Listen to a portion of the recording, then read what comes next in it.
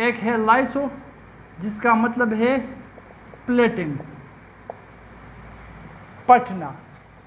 सोमा, सोम्स निकला है सोमा से जिसका मतलब है बॉडी, जिस्म। स्प्लिटिंग बॉडी, पटने वाला जिस्म, लाइसोसोम्स, ये पटने वाले अजसाम है, ठीक है।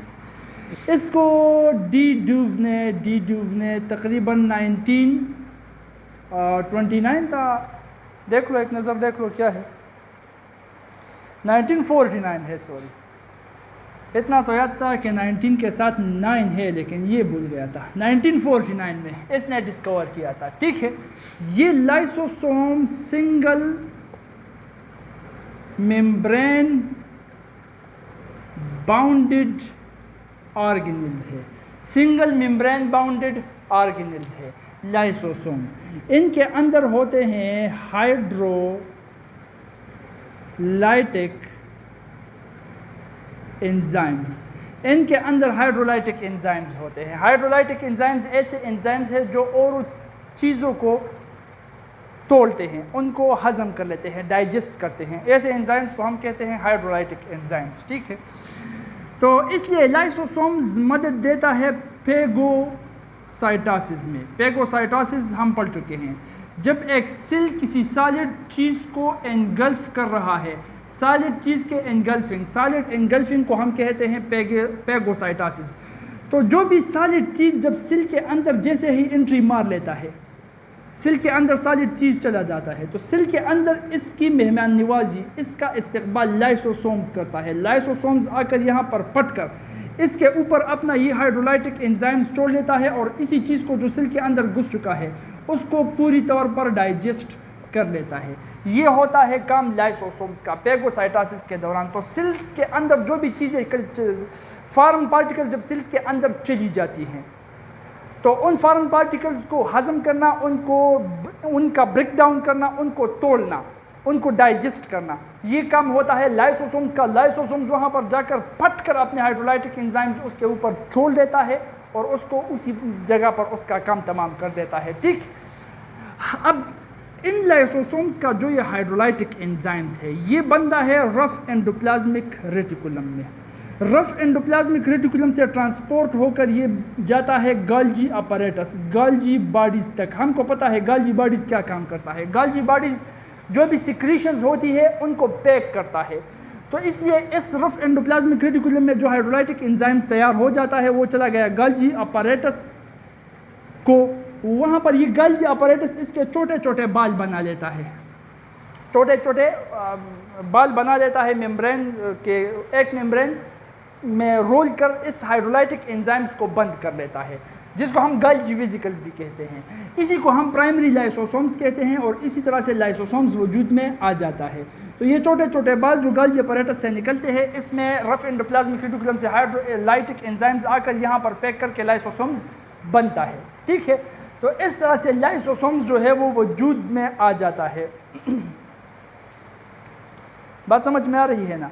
लाइसोसोम्स का एक मुफीद फंक्शन ऑटोपेगी भी है। ऑटोपेगी, जब एक सेल बूढ़ा हो जाता है तो इन ओल्ड सेल्स के वॉर्न आउट पार्ट्स जो है, जो पार्ट्स इसके जो हिस्से है, ये old cell worn out parts, इन सेल्स को खुद डाइजेस्ट करना, इनको ख़त्म करना, इनसे एनर्जी लेकर और सेल्स को देना, इसको हम कहते हैं ऑटोपेगी। ये ऑटोपेगी भी लाइसोसोम करता है। देखो, जब अब स्किन है, जब इंसान बूढ़ा हो जाता है तो इसका स्किन जो है वो श्रिंक हो जाता है। स्किन श्रिंक क्यों हो जाता है? क्योंकि इसके अंदर बहुत से सेल मर जाते हैं, उनकी लाइफ पूरी हो जाती है, वो अपने टेलोमेयर्स ख़त्म कर चुके होते हैं। तो सेल्स क्यों मर जाते हैं? क्योंकि उनका उम्र टेलोमेयर पूरा हो जाता है। अब कैसे मर जाते हैं? ये ऐसे मर जाते हैं कि इसके अंदर जो लाइसोसोम्स है वो लाइसोसोम खुद पटकर इसी सेल को डाइजेस्ट कर लेता है, खुद को खा लेता है। ऑटोपेगी, सीखो, ऑटोमेटिक चिकम ने नुक़्फ़ल-जान ख़त्म की। इसलिए इन लाइसोसोम्स को सुसाइड बैग्स भी कहा जाता है।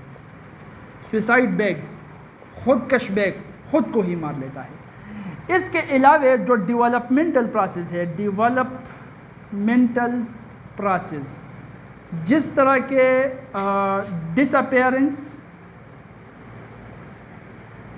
ऑफ टेडपोल टेल, जो छोटा मेंढक का बच्चा होता है टेडपोल शेप में, तो उसका टेल दुम भी होता है, उसका दुम बाद में गायब हो जाता है। तो वो दुम कहाँ चला जाता है? वो दुम के सेल सारे मर जाते हैं। किस तरह मर जाते हैं? उन सारे सेल्स के अंदर ये के बाद दिगरे जितने लाइसोसोम्स हैं वो फट जाते हैं, बम्स की तरह खुदकश कर लेते हैं अपने ही सेल्स के ऊपर, वही सेल्स ख़त्म हो जाते हैं। इस तरह से इंसान जो है, जब पैदाइश से पहले ये इंसान जो होता है तो इसके ये वेब्स जो है उंगलियों के बीच, ये वेब्स ये यहाँ तक होते हैं, बिल्कुल डक की तरह, बतख की तरह। लेकिन ये इंसान के नॉर्मल हाथ तो नहीं है। नॉर्मल हाथ तब होंगे जब इसमें उंगलियां होंगी, जब मेम्ब्रेन गायब हो जाए। तो इंसान की पैदाइश से पहले वो मेम्ब्रेन गायब हो जाता है। किस तरह गायब होता है? उसी सेल्स के अंदर लाइसोसोम्स पड़ते हैं और उन्हीं मेम्ब्रेन्स को ख़त्म कर देते हैं। तो ये डेवलपमेंटल प्रोसेस है। तो डेवलपमेंटल प्रोसेस में भी लाइसोसोम्स काम आता है। ये हुआ हमारा लाइसोसोम्स। लाइसोसोम्स के बाद फिर आता है, अच्छा, माल फंक्शनिंग ऑफ लाइसोसोम्स यहाँ पर भी है। माल फंक्शनिंग मतलब अगर लाइसोसोम्स काम ही करना छोड़ दे, लाइसोसोम्स काम करना छोड़ दे, लाइसोसोम्स काम नहीं कर रहा। जब लाइसोसोम्स काम नहीं कर रहा तो क्या होगा? देखो, लाइसोसोम्स चूंकि जो एक्स्ट्रा चीज़ें जा रही है, जिन चीज़ों, लाइसोसोम्स का काम है बस ब्रेक डाउन, चीज़ों को तोड़ देना। तो चीज़ों का तोड़ना जिस लाइसोसोम का काम है, वही लाइसोसोम अगर ख़राब हो गया तो वही चीज़ टूटेगी नहीं, उसका ब्रेक डाउन नहीं होगा। फॉर एग्ज़ाम्पल, एक एंजाइम है ग्लूकागान, जो कि लाइसोसोमल एंजाइम है। एक लाइसोसोमल एंजाइम है ये, क्या? ग्लूकागान। ग्लूकागान क्या करता है? ये ग्लाइकोजन जो कि स्टोर्ड फूड है एनिमल्स के अंदर, इसकी तोड़ फोड़ के लिए होता है। ये ग्लाइकोजन को कन्वर्ट करता है ग्लूकोज में। अब जब मोटेशन, ये एक डिजीज़ है, डिजीज़ का नाम है ग्लाइकोजेनेसिस टाइप 2, इस तरह का कुछ नाम है, किताब के अंदर है, देख लो एक बार। ग्लाइकोजेनेसिस टाइप 2, ये बीमारी जब लग जाती है तो ये इस ग्लूकागान के अंदर मोटेशन कर देता है, मोटेट कर देता है इसको। इस तरह से ये ग्लूकागान जो कि लाइसोसोमल एंजाइम है, इसको मोटेट कर देता है कि फिर ये अपना काम नहीं कर सकता। अब ये काम नहीं करेगा तो जो ग्लाइकोजन सेल्स के अंदर है वो ग्लूकोज को कन्वर्ट नहीं होगा। नहीं होगा तो ये ग्लाइकोजन इन मेम्ब्रेन बाउंडेड ऑर्गेनेल्स में, मेम्ब्रेन बाउंडेड ऑर्गेनेल्स में स्टोर हो जाएगा। इन मेम्ब्रेन बाउंडेड ऑर्गेनेल्स में ये स्टोर हो जाएगा और स्टोर होते जाएगा। ग्लाइकोजन का मकदार इन सेल्स में बढ़ेगा तो सेल्स भी एबनॉर्मल हो जाएंगे। तो ये माल फंक्शनिंग है कि बाज़ औक़ात जब ये काम छोड़ लेता है तो जिस चीज़ के लिए ब्रेक डाउन के लिए इस्तेमाल हो रहा है उस चीज़ की ब्रेक डाउन नहीं होगी, वो ज़्यादा हो जाएगा। ज़्यादा हो गया तो काम ख़त्म। इसी तरह का शायद आपकी किताब में दिया गया है, देखो एक और डिजीज़ है टेसाश है, आई थिंक सो, हाँ टीसाश। इसमें फिर लिपिड का कैटाबॉलिज्म नहीं होता, जो कि ब्रेन के अंदर लिपिड जमा हो जाता है और ब्रेन को फिर ख़राब कर देता है। बात समझ में आ रही है? अच्छा, पेरोक्सीसोम्स और ग्लाइकोक्सीसोम्स,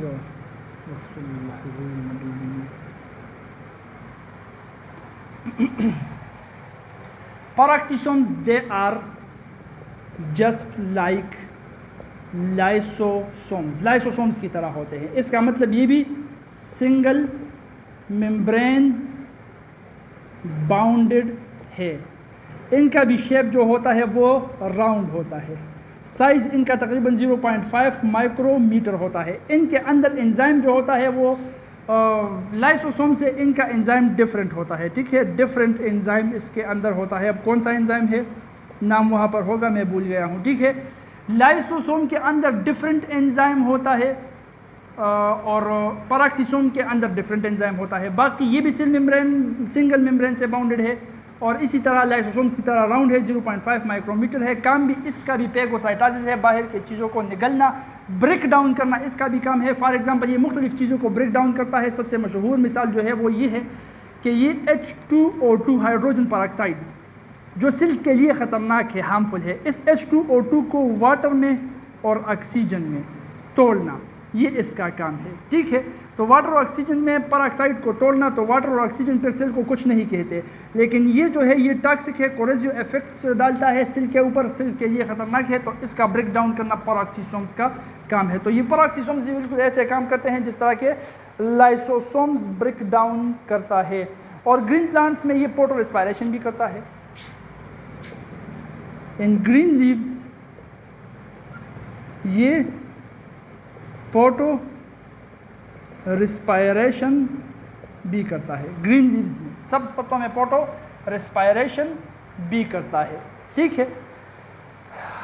ग्लाइक्सिसोम्स जो है ये सिर्फ होते हैं प्लांट्स के अंदर। ये कहाँ पर होते हैं? प्लांट्स के अंदर। प्लांट के सीड्स में ये काम आने वाले हैं। Glyoxysomes are only present in plants. ये सिर्फ प्लांट्स के अंदर होते हैं। इनके अंदर 3 किस्म के एंजाइम्स होते हैं।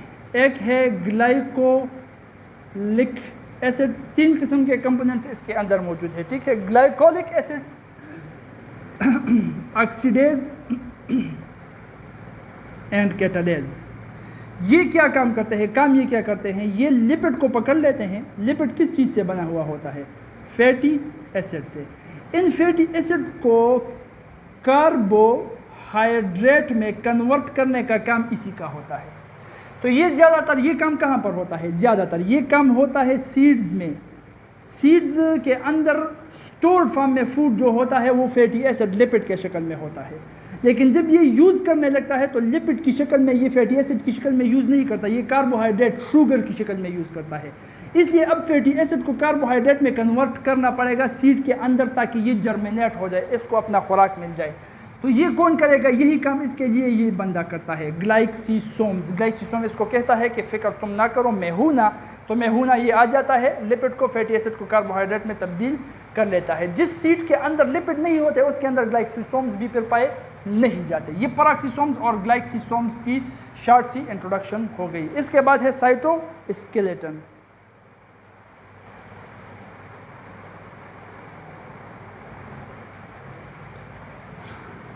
साइटोस्केलेटन कोल्डज़ोफ खाने की चीज़ नहीं है, साइंटिस्ट का नाम है।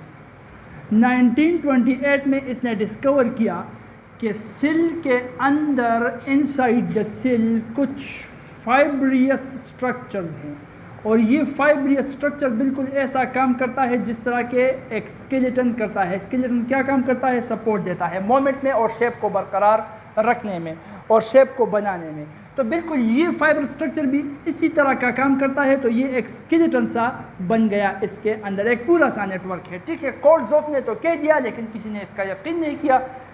हाँ, तो इस बेचारे का काम आ रहा था आगे। जब कोहिन आ गया, कोहिन आएगा 1977 में, तो कोहिन ने फिर कंफर्म कर दिया कि ये बंदा जो था ईमानदार था, ईमानदारी से बात कर रहा था, तुम लोग क्यों नहीं मान रहे थे, पागल तुम लोग हो, ये नहीं था। ठीक है। तो इसने कहा कि वाकई सेल के साइटोप्लाज्म के अंदर फाइब्रियस स्ट्रक्चर्स है, फाइबर्स हैं जो कि स्केलेटन की तरह काम करते हैं, सेल को शेप देने, सेल की मूवमेंट में, सेल की शेप देने में, मूवमेंट में और कंपोनेंट्स बनाने में मदद करता है। इसलिए इसको इसने नाम दे दिया साइटो। साइटो मतलब सेल और स्केलेटन मतलब स्केलेटन, ढांचा, स्केलेटन। हर वो चीज़ जो सपोर्ट देता है उसको हम स्केलेटन कहते हैं। तो नाम इसको इसने दे दिया सेल का skeleton, cytoskeleton. Cytosol skeleton, skeleton cytoskeleton, cell का स्केलेटन। अब इस बंदे ने बता दिया कि ये 3 अक़साम के हैं। एक है माइक्रोट्यूब्यूल, दूसरा है माइक्रोफिलामेंट और तीसरा है इंटरमीडिएट फिलामेंट। माइक्रोट्यूब्यूल वो ट्यूब्यूल्स है जो इन तीनों में सबसे बड़े हैं। ये तीनों जो है, इन तीनों में सबसे बड़ा जो है, बड़े साइज़ में, वो माइक्रोट्यूब्यूल होता है। माइक्रोट्यूब्यूल जिस प्रोटीन से बनता है, ये सब सारे के सारे प्रोटीन से बनते हैं। ठीक है। जिस प्रोटीन से ये बनता है उसका नाम है ट्यूब्यूलिन। ये ट्यूब्यूलिन प्रोटीन से बनता है। काम इसका क्या है? इसका काम है सीलिया बनाना, फ्लैजिला बनाना, मतलब स्ट्रक्चर बनाना। जितने भी स्ट्रक्चर्स हैं इस तरह के जो कि ट्यूब्यूलिन प्रोटीन से बनते हैं, तो ये माइक्रोट्यूब्यूल्स उठकर बना लेते हैं। सीलिया, फ्लैजिला, इस तरह के स्पिंडल फाइबर्स जो हैं, स्पिंडल फाइबर्स जो सेल डिवीजन के दौरान इस्तेमाल होते हैं सेंट्रियोल्स को जुदा क्रोमोसोम्स को जुदा करने के लिए, वही स्पिंडल फाइबर्स माइक्रोट्यूब्यूल से बनते हैं। तो ये माइक्रोट्यूब्यूल इस तरह के होते हैं। माइक्रोफिलामेंट जो होते हैं ये सबसे स्मॉलर साइज़ के होते हैं, स्मॉलेस्ट साइज़ के। इन तीनों में सबसे स्मॉलेस्ट साइज़ का ये माइक्रोफिलामेंट होता है, लार्जेस्ट साइज़ का माइक्रोट्यूब्यूल होता है। ये जिस प्रोटीन से बनता है वो प्रोटीन का नाम है एक्टिन। एक्टिन, ये एक्टिन से बनता है, ठीक है। इसका काम क्या है? इसका काम है साइक्लोसिस, अमीबॉइड मोमेंट्स, ये सारे के सारे मोमेंट्स है, ठीक है। अमीबा किस तरह से चलता है? अमीबा रेंगता है, ये है अमीबा। जिस तरह के कीड़ा रेंगता है उस तरह से अमीबा भी रेंगता है। तो जो ये सूडोपोडिया का मोमेंट है, आगे जाना और सूडोपोडिया को बदलना, फिर आगे जाना, सूडोपोडिया का अमीबाइड मोमेंट स्टडी किया है ना, तो वही अमीबाइड मोमेंट्स हो गया, साइक्लोसिस हो गया। ये मोमेंट में सपोर्ट देना माइक्रोफिलामेंट का काम है, ये मोमेंट में सपोर्ट देता है माइक्रोफिलामेंट, ठीक है। इंटरमीडिएट फिलामेंट जो है, इसको हम इंटरमीडिएट इसलिए कहते हैं कि ये इन दोनों के बीच है। ये लार्जेस्ट है, ये स्मॉलेस्ट है, ये मिडल साइज़ का है। इसका साइज़ क्या है? मिडल साइज़ का। ये मायोसिन प्रोटीन से बनता है। मायोसिन जो प्रोटीन नामक प्रोटीन है, इससे ये बनता है। और सेल को शेप देना, शेप देना इसका काम है। किसी सेल का कैसे शेप होगा? राउंड होगा, हेक्सागन होगा, पेंटागन होगा, एलांगेटेड होगा, किस तरह से सेल का शेप होगा, शेप देना इंटरमीडिएट फिलामेंट का काम है। साइज इसका मिडल है, मायोसिन प्रोटीन से बनता है, ठीक है। तो देखो ये सारे के सारे बिल्कुल स्केलेटन बनाते हैं। स्केलेटन सपोर्ट का काम करता है, या तो ये किसी चीज़ को बनाता है स्केलेटन, या मूवमेंट में सपोर्ट करता है, और या शेप देता है। बल्कि ये तीनों करता है स्केलेटन, ये तीनों काम करता है। और ये तीनों मिलकर ये तीनों काम करते हैं, इसलिए इस तीनों को मिलकर हम कहते हैं साइटोस्केलेटन, सेल का स्केलेटन।